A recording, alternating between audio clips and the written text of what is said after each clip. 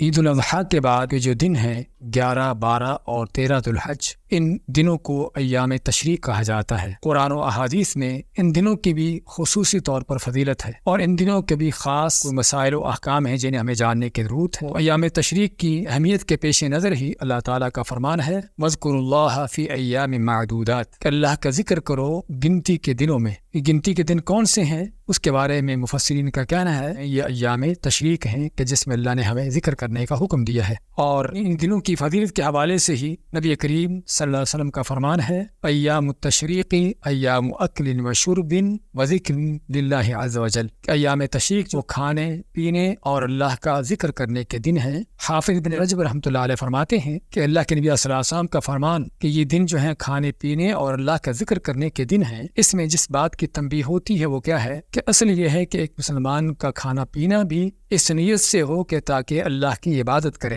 اللہ کی عبادت کرنے کے لیے قوت طاقت حاصل کرنے کے لیے اس کا کھانا پینا ہو، نہ کہ صرف دنیاوی لذتوں کی خاطر ہو، تاکہ اللہ تعالیٰ کی یہ نعمت بھی اللہ کی اطاعت میں اس کو استعمال کیا جائے۔ ان دنوں کی فضیلت میں مسند احمد کی حدیث ہے، نبی صلی اللہ علیہ وسلم کا فرمان ہے اعظم الایام عند اللہ یوم النحر ثم یوم القر، کہ اللہ کے ہاں سب سے جو عظیم ترین دن ہے ان دنوں میں سے قربانی کا یوم النحر ہے، قربانی کے دن، اور یوم القر ہے وہ ذو الحجہ کی 11 تاریخ کو کہتے ہیں۔ تو ان دنوں کے یہ فضائل بیان ہوئے ہیں، اس میں ہم کو کرنا کیا چاہیے؟ اللہ تعالیٰ کا جو فرمان ہے کہ اس میں اللہ کا زیادہ سے زیادہ ذکر کریں، حتیٰ کہ حج کے حوالے سے اللہ فرماتا ہے فَإِذَا قَضَيْتُم مَّنَاسِكَكُمْ فَاذْكُرُوا اللَّهَ كَذِكْرِكُمْ آبَاءَكُمْ وَأَشَدَّ ذِكْرًا، کہ جب تم حج کے اعمال کر چکو تو اس کے بعد اللہ کا اس طرح سے ذکر کرو جس طرح تم اپنے باپ دادا کا ذکر کرتے یا ان کے قصیدے پڑھتے تھے، اس نہ یا بلکہ اس سے بھی زیادہ اللہ کا ذکر کرو۔ اللہ کا ذکر اس میں کس انداز سے کیا جائے وہ ہر طریقے سے ہے، نفل نوافل سے بھی ہے، تسبیحات سے بھی ہے، حمد و ثنا سے بھی ہے،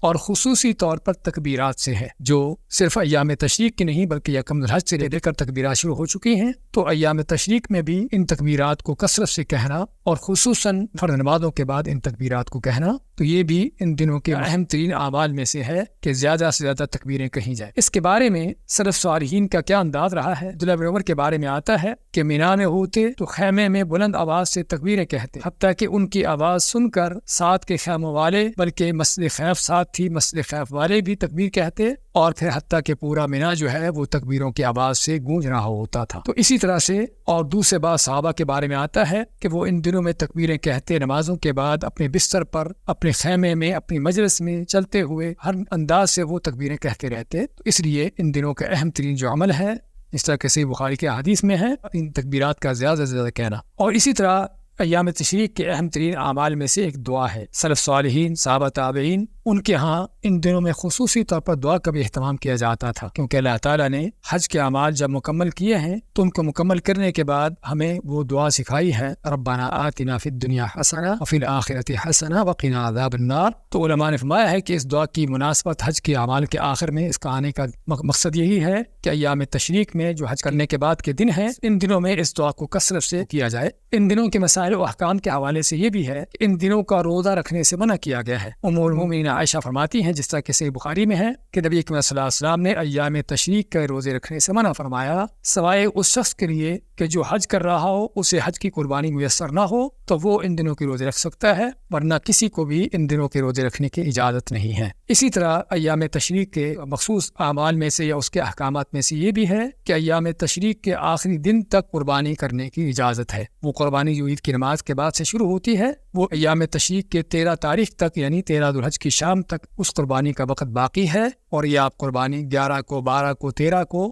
رات کو، دن کو، کسی وقت بھی کر سکتے ہیں۔ تو یہ ہیں وہ ایام تشریق کہ جس کا ہمیں علم ہونا چاہیے، ان کی فضیلت کو بھی جاننا چاہیے، اور ان میں کیے جانے والے اعمال پر بھی ہماری توجہ ہونی چاہیے۔ بارک اللہ فیکم، جزاکم اللہ خیر، وصلی اللہ وسلم علی نبینا محمد۔